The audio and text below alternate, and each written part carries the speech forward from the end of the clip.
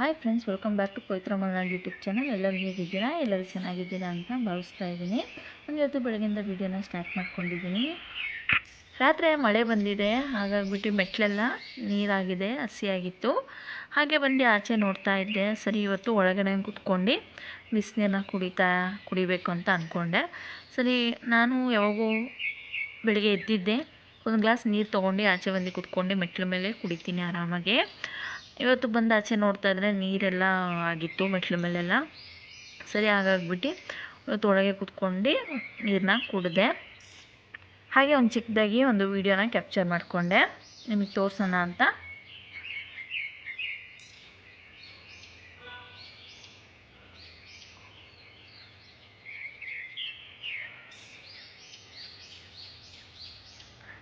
ಹಾಗೆ ಇವತ್ತು ಗಾಡಿನ ಸ್ವಲ್ಪ ಸರ್ವಿಸಿಗೆ ಬಿಡಬೇಕಾಗಿತ್ತು. ಹಾಗಾಗಿಬಿಟ್ಟು ಇವತ್ತು ಬೆಳಿಗ್ಗೆನೇ ತಿಂಡಿ ಮತ್ತು ಮಧ್ಯಾಹ್ನದ ಅಡುಗೆನ ಒಂದೇ ಸರಿ ರೆಡಿ ಮಾಡ್ಕೊತಾ ಇದ್ದೀನಿ. ಇಲ್ಲಿ ನೋಡ್ಬೋದು ನೀವು, ತರಕಾರಿ ಎಲ್ಲ ಹೆಚ್ಚಿಟ್ಕೊಂಡಿದ್ದೀನಿ. ಇಲ್ಲಿ ಸ್ವಲ್ಪ ಬೇಳೆನ ನೆನೆ ಇಟ್ಟಿದ್ದೀನಿ. ಒಂದು 10 ನಿಮಿಷ ಮುಂಚೆ ನೆನೆ ಇಟ್ಟೆ. ಸ್ವಲ್ಪ ಬೇಳೆ ನೆನೆಸಿ ಮಾಡೋದ್ರಿಂದ ಗ್ಯಾಸ್ಟ್ರಿಕ್ ಪ್ರಾಬ್ಲಮ್ ಆಗೋದಿಲ್ಲ. ಹಾಗಾಗಿಬಿಟ್ಟು ಹಾಗೆ ಈರುಳ್ಳಿ ಟೊಮೊಟೊ ಎಲ್ಲ ಹೆಚ್ಚಿಟ್ಕೊಂಡಿದ್ದೀನಿ. ಇಲ್ಲಿ ಒಂದು ಕಡೆ ಹಾಲನ್ನ ಕಾಯಕ್ಕೆ ಇಟ್ಕೊಂಡಿದ್ದೀನಿ. ಸರಿ, ಮೊದಲು ಸಾಂಬಾರು ಮಾಡ್ಕೊಳ್ಳೋಣ ಅಂತ ಇವಾಗ ನಾನು ಕುಕ್ಕರ್ನ ಗ್ಯಾಸ್ ಮೇಲೆ ಇಟ್ಕೊಂಡಿದ್ದೀನಿ. ಇದು ಇನ್ಸ್ಟೆಂಟಾಗಿ ತರಕಾರಿ ಸಾರು ಮಾಡೋದು ಹೇಗೆ ಅಂತ ನಾನು ಇವಾಗ ತೋರಿಸ್ಕೊಡ್ತಾ ಇದ್ದೀನಿ. ಒಂದು ಕುಕ್ಕರ್ನ ಇಟ್ಕೊಂಡಿದ್ದೀನಿ. ಕುಕ್ಕರ್ಗೆ ಸ್ವಲ್ಪ ಎಣ್ಣೆನ ಹಾಕ್ಕೊತಾ ಇದ್ದೀನಿ.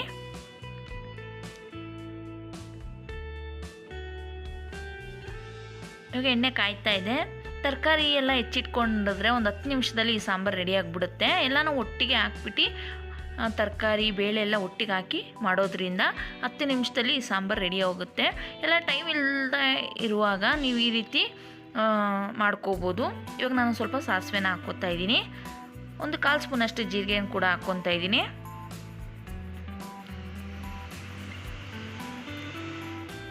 ನನಗೆ ಸ್ವಲ್ಪ ಇವತ್ತು ಆಚೆ ಕೆಲಸ ಇರೋದ್ರಿಂದ ಒಟ್ಟಿಗೆ ಇವಾಗ ಅಡುಗೆನೂ ಮತ್ತು ತಿಂಡಿನೂ ಮಾಡ್ಕೋತಾ ಇದ್ದೀನಿ.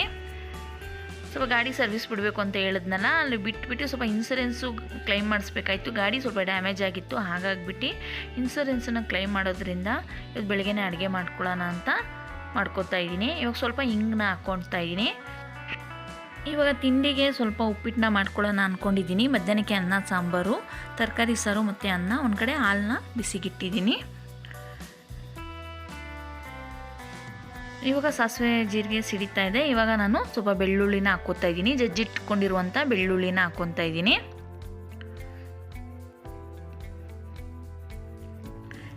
ಇದು ಸ್ವಲ್ಪ ಕಲರ್ ಚೇಂಜ್ ಆಗೋವರೆಗೂ ಫ್ರೈ ಮಾಡ್ಕೋಬೇಕು.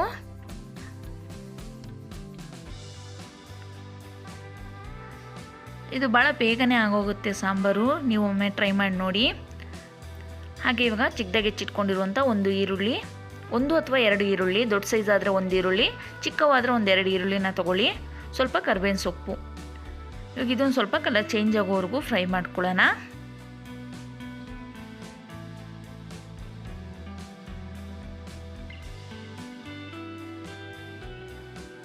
ಇವಾಗ ಇದು ಸ್ವಲ್ಪ ಕಲರ್ ಚೇಂಜ್ ಆಗಿದೆ, ನೀವು ನೋಡ್ಬೋದು. ಇವಾಗ ನಾನು ಟೊಮೊಟೊನ ಹಾಕ್ಕೋತಾ ಇದ್ದೀನಿ. 1-2 ಟೊಮೊಟೊನ ಇಲ್ಲಿ ಹಾಕ್ಕೊಂಡಿದ್ದೀನಿ.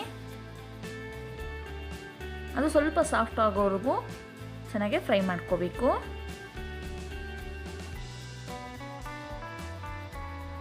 ಇದು ಸಾಫ್ಟ್ ಆಗೋವರೆಗೂ ಈ ಕಡೆ ನೋಡ್ಬೋದು ಹಾಲು ಬಿಸಿಯಾಗಿದೆ. ಮಕ್ಕಳಿಗೆ ಇಲ್ಲಿ ಹಾಲು ಹಾಕ್ಕೊಡೋದಕ್ಕೆ 2 ಗ್ಲಾಸ್ನ ಇಟ್ಕೊಂಡಿದ್ದೀನಿ.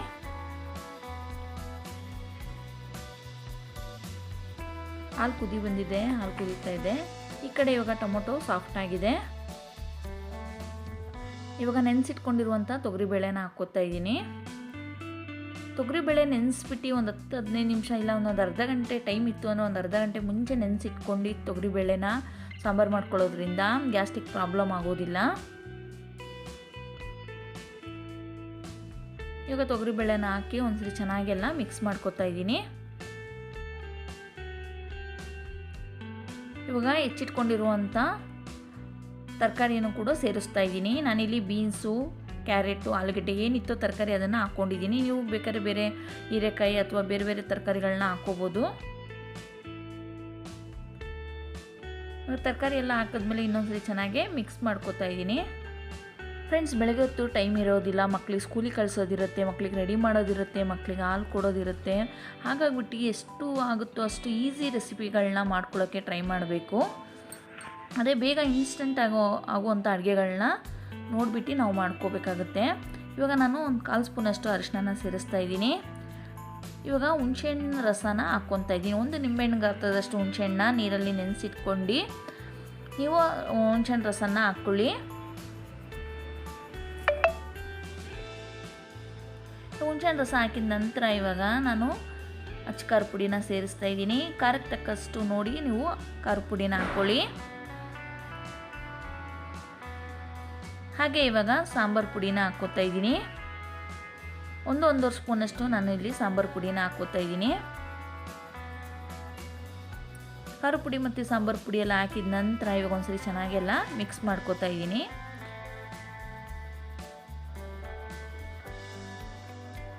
ಇವಾಗ ನೀವು ನೋಡಿಬಿಟ್ಟು ನೀರನ್ನ ಹಾಕ್ಕೋಬೇಕು. ನಿಮಗೆ ಎಷ್ಟು ತೆಳುವಾಗಬೇಕು ಎಷ್ಟು ಗಟ್ಟಿಯಾಗಬೇಕು ಅಂತ ನೋಡಿಬಿಟ್ಟು ನೀವು ನೀರನ್ನ ಬೆರೆಸ್ಕೊಳ್ಳಿ.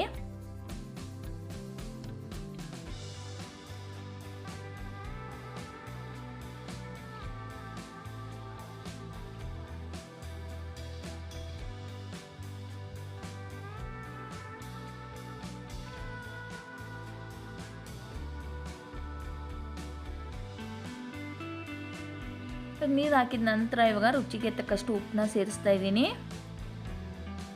ಉಪ್ಪು ಹಾಕ್ಬಿಟ್ಟು ಸ್ವಲ್ಪ ಕೊತ್ತಂಬರಿ ಸೊಪ್ಪನ್ನ ಹಾಕ್ಕೊತಾ ಇದ್ದೀನಿ. ಇದನ್ನೆಲ್ಲ ಹಾಕಿದ ನಂತರ ಒಂದ್ಸರಿ ಚೆನ್ನಾಗಿ ಮಿಕ್ಸ್ ಮಾಡಿಬಿಟ್ಟು ಲಿಡ್ನ ಕ್ಲೋಸ್ ಮಾಡೋಣ. 2-3 ವಿಜಿಲು ಕೂಗಿಸ್ಕೊಂಡ್ರೆ ಸಾಕು. ನೆಕ್ಸ್ಟ್ ಇವಾಗ ಸಾಂಬಾರು ಆಗಿದ ನಂತರ ನಾನಿವಾಗ ಉಪ್ಪಿಟ್ಟನ್ನ ಮಾಡ್ಕೋತಾ ಇದ್ದೀನಿ.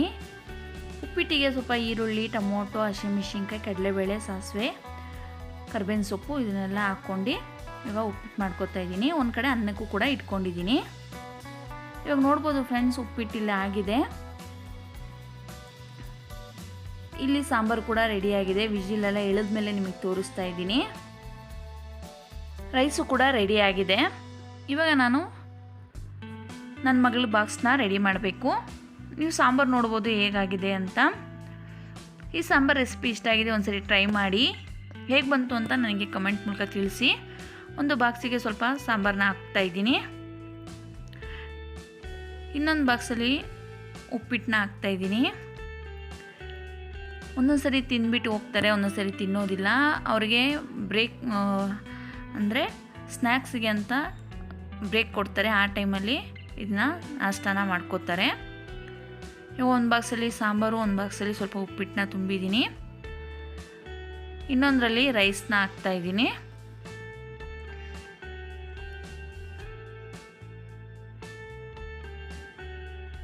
ನೋಡಿದ್ರಲ್ಲ ಫ್ರೆಂಡ್ಸ್, ಇದೇ ನಮ್ಮ ಬೆಳಗಿನ ಬ್ರೇಕ್ಫಾಸ್ಟ್ ಮತ್ತು ಲಂಚು. ಮಧ್ಯಾಹ್ನದ ಲಂಚು ಮತ್ತು ಬೆಳಗಿನ ಬ್ರೇಕ್ಫಾಸ್ಟು. ಬಾಕ್ಸ್ ಎಲ್ಲ ಕಟ್ಟಿ ಮಗಳಿಗೆ ಸ್ಕೂಲಿಗೆ ಕಳಿಸಿದ ನಂತರ ನಾನು ಇವಾಗ ಗಾಡಿನ ಸರ್ವಿಸ್ಗೆ ಬಿಡೋಕ್ಕೆ ಅಂತ ಹೋಗ್ತಾ ಇದ್ದೀನಿ ಫ್ರೆಂಡ್ಸ್. ಗಾಡಿ ಸರ್ವಿಸಿಗೆ ಬಿಟ್ಟು ಹಾಗೆ ಸ್ವಲ್ಪ ಗಾಡಿ ಡ್ಯಾಮೇಜ್ ಆಗಿತ್ತು. ಹಾಗೆ ಇನ್ಸೂರೆನ್ಸ್ನ ಕ್ಲೈಮ್ ಮಾಡೋದಕ್ಕೆ ಮೊದಲೇ ಮಾತಾಡಿದ್ದೆ. ಸರಿ, ಇವಾಗ ಹಾಗೆ ಸರ್ವಿಸಿಗೆ ಬಿಟ್ಟು ಇನ್ಸೂರೆನ್ಸ್ನ ಕ್ಲೈಮ್ ಮಾಡಿಸ್ಬಿಟ್ಟು ಗಾಡಿ ಪಾರ್ಟ್ಸ್ನ ಚೇಂಜ್ ಮಾಡಿಸ್ಬೇಕಿತ್ತು. ಹಾಗಾಗಿಬಿಟ್ಟು ಹೋಗ್ತಾ ಇದ್ದೀವಿ. ಆದರೆ ಅಲ್ಲಿ ಹೋದ್ಮೇಲೆ ಗೊತ್ತಾಯಿತು ಇನ್ಸೂರೆನ್ಸ್ನ ಕ್ಲೈಮ್ ಮಾಡಿದ್ರೆ ಒಂದಿನದಲ್ಲಿ ಆಗೋದಿಲ್ಲ, ಅದಕ್ಕೆ 2-3 ದಿನ ಟೈಮ್ ಬೇಕಾಗುತ್ತೆ ಅಂತ. ಸರಿ, ಹೋಗಿ ನಾವು ಗಾಡಿನ ಬರೀ ಇವತ್ತು ಸರ್ವಿಸ್ ಮಾಡಿಸ್ಕೊಂಡ್ವಿ. ಯಾವುದೇ ರೀತಿ ಇನ್ಸೂರೆನ್ಸ್ ಕ್ಲೈಮ್ ಆಗಿಲ್ಲ, ಬರೀ ಅಪ್ಲೈ ಆಗಿದೆ ಅಷ್ಟೇ. ಅದನ್ನು ಅಪ್ಲೈ ಮಾಡಿ 2-3 ದಿನಕ್ಕೆ ಪಾರ್ಟ್ಸ್ ಬಂದ ಮೇಲೆ ನಮಗೆ ಅದನ್ನು ಚೇಂಜ್ ಮಾಡಿ ಕೊಡ್ತಾರೆ. ಅದು ಪ್ರೊಸೀಜರ್ ಹೇಗಿದೆ ಅಂತ ನಾನು ವಿಡಿಯೋದಲ್ಲಿ ಹೇಳ್ತೀನಿ, ಹಾಗೆ ಮುಂದೆ ನೋಡ್ತಾ ಇರಿ. ಇವಾಗ ನಾವು ಹೋಗ್ತಾ ಇದ್ದೀವಿ ಗಾಡಿನ ಬಿಡೋದಕ್ಕೆ. ಯಾರು ಇನ್ಸೂರೆನ್ಸ್ ಕ್ಲೈಮ್ ಮಾಡಿಸ್ಬೇಕು ಅಂತ ಅಂದ್ಕೊಂಡಿರೋರಿಗೆ ಇದು ಸ್ವಲ್ಪ ಹೆಲ್ಪ್ ಆಗ್ಬೋದು ಅಂತ ನಾನು ಹೇಳ್ತಾ ಇದ್ದೀನಿ. ಏನೆಲ್ಲ ಪ್ರೊಸೀಜರ್ ಇರುತ್ತೆ, ಹೇಗಿರುತ್ತೆ ಪ್ರೊಸೀಜರು ಅಂತ ಹಾಗೆ ನಾನು ಸ್ವಲ್ಪ ಚಿಕ್ಕದಾಗಿ ನಿಮಗೆ ತಿಳಿಸ್ಕೊಡ್ತೀನಿ. ಗಾಡಿನ ಸರ್ವಿಸ್ ಬಿಡೋದಕ್ಕೆ ಹೋದ್ವಿ. ಗಾಡಿನ ಸರ್ವಿಸ್ ಅದು ಸಪ್ರೇಟಾಗಿ ಅದನ್ನು ಗಾಡಿನ ಚೆಕ್ ಮಾಡ್ತಾರೆ. ಚೆಕ್ ಮಾಡಿಬಿಟ್ಟು ಸರ್ವಿಸಿಗೆ ತೊಗೋತಾರೆ. ಇನ್ಸೂರೆನ್ಸ್ ಹೇಗೆ ಕ್ಲೈಮ್ ಮಾಡಬೇಕು ಅಂದರೆ ನಾವು ಗಾಡಿನ ಮೊದಲಿಗೆ ಹೋಗಿ ಅವರಿಗೆ ತೋರಿಸ್ಬೇಕು ಏನೇನಾಗಿದೆ ಏನು ಅಂತ. ಆದಮೇಲೆ ಯಾವಾಗಾಯಿತು ಏನು ಅಂತೆಲ್ಲ ಕೇಳ್ತಾರೆ. ಅದಕ್ಕೆ ನಾವೆಲ್ಲ ಆನ್ಸರ್ ಮಾಡಿದ ನಂತರ ಅವರು ಇನ್ಸೂರೆನ್ಸ್ ಕ್ಲೈಮ್ ಮಾಡ್ತಾರಲ್ಲ ಆಫೀಸ್ ನಂಬರ್ನ ಕೊಡ್ತಾರೆ. ಅವ್ರ ಹತ್ರ ನಾವು ಮಾತಾಡಬೇಕಾಗತ್ತೆ. ಅವ್ರು ಏನಂತ ಕೇಳ್ತಾರೆ ಅಂದರೆ ಗಾಡಿ ಹೇಗೆ ಆಕ್ಸಿಡೆಂಟ್ ಆಯಿತು ಅಥವಾ ಏನಾಯಿತು ಅಂತೆಲ್ಲ ಕೇಳ್ತಾರೆ. ಅದಕ್ಕೆಲ್ಲ ನಾವು ಆನ್ಸರ್ ಮಾಡಬೇಕಾಗತ್ತೆ. ಆನ್ಸರ್ ಮಾಡಿದ್ಮೇಲೆ ಯಾವ ಡೇಟಿಗಾಯಿತು, ಎಷ್ಟೊತ್ತಿಗಾಯಿತು, ಯಾವ ಏರಿಯಾದಲ್ಲಾಯಿತು ಅಂತೆಲ್ಲ ಕೇಳ್ತಾರೆ. ಅದನ್ನೆಲ್ಲ ಕೇಳಿದ ನಂತರ ಅವರು ಅದೇ ಇನ್ಸೂರೆನ್ಸ್ ಕ್ಲೈಮ್ ಮಾಡೋದಕ್ಕೆ ಅವರು ಅಪ್ಲೈ ಮಾಡ್ತಾರೆ. ಇಲ್ಲಿ ನೋಡ್ಬೋದು ಸರ್ವಿಸಿಗೆ ಗಾಡಿನ ಓಡಿಸ್ಬಿಟ್ಟು ನೋಡ್ತಾರೆ. ಸರ್ವಿಸ್ ಬಿಡೋದಕ್ಕಿಂತ ಮುಂಚೆ ಏನೆಲ್ಲ ಆಗಿದೆ, ಏನೆಲ್ಲ ಚೇಂಜಸ್ ಯಾವ್ಯಾವ ಪಾರ್ಟ್ಸ್ನ ಚೇಂಜ್ ಮಾಡಬೇಕು ಅಂತೆಲ್ಲ ಚೆಕ್ ಮಾಡ್ತಾರೆ. ಹಾಗೆ ಇವಾಗ ಸ್ಕ್ರೀನ್ ಮೇಲೆ ಬರ್ತಾ ಇರ್ಬೋದು, ಇದನ್ನು ಇನ್ಸೂರೆನ್ಸ್ ಕ್ಲೈಮ್ ಮಾಡೋದಕ್ಕೆ ಏನೆಲ್ಲ ಡಾಕ್ಯುಮೆಂಟ್ಸ್ ಬೇಕು ಅಂತ ನಾನು ಚಿಕ್ಕದಾಗಿ ಹಾಗೆ ಅಲ್ಲಿ ಫೋಟೋ ಅಂಟಿಸಿದ್ರು. ಅದನ್ನು ನಾನು ಕ್ಲಿಕ್ ಮಾಡಿಬಿಟ್ಟು ನಿಮಗೆ ಹಾಕ್ತಾಯಿದ್ದೀನಿ. ಇದರಿಂದ ನಿಮಗೆ ಯೂಸ್ ಆಗ್ಬೋದು ಅಂತ. ಅದನ್ನು ಪಾಸ್ ಮಾಡಿಬಿಟ್ಟು ವಿಡಿಯೋದಲ್ಲಿ ನೀವು ನೋಡ್ಕೊಳ್ಳಿ ಏನೆಲ್ಲ ಡಾಕ್ಯುಮೆಂಟ್ಸ್ ಬೇಕು ಅಂತ. ಅದಾದಮೇಲೆ ನಾವು ಎಲ್ಲ ಮಾತಾಡಿದ ನಂತರ ಇನ್ಸೂರೆನ್ಸ್ ಕ್ಲೈಮ್ ಆಫೀಸಲ್ಲಿ ಮಾತಾಡಿದ ನಂತರ ಗಾಡಿನ ಸರ್ವಿಸ್ ಮಾಡಿಬಿಟ್ಟು ಅಲ್ಲಿಂದ ಸರ್ವಿಸಿಗೆ ಕೊಟ್ಬಿಟ್ಟು ಅಲ್ಲಿಂದ ನಾವು ವಾಪಸ್ಸು ಮನೆಗೆ ಬರ್ತಾಯಿದ್ದೀವಿ.